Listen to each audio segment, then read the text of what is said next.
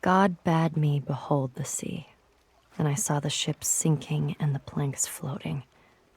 Then the planks too were submerged. And God said to me, "Those who voyage are not saved." And he said to me, "Those who, instead of voyaging, cast themselves into the sea, take a risk." And he said to me, "Those who voyage and take no risk shall perish."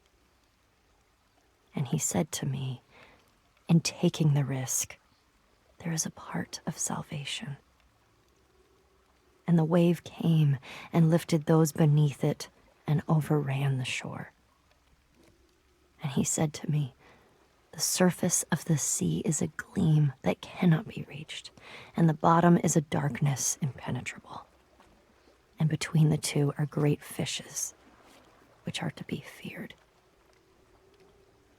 Nefari, circa 970.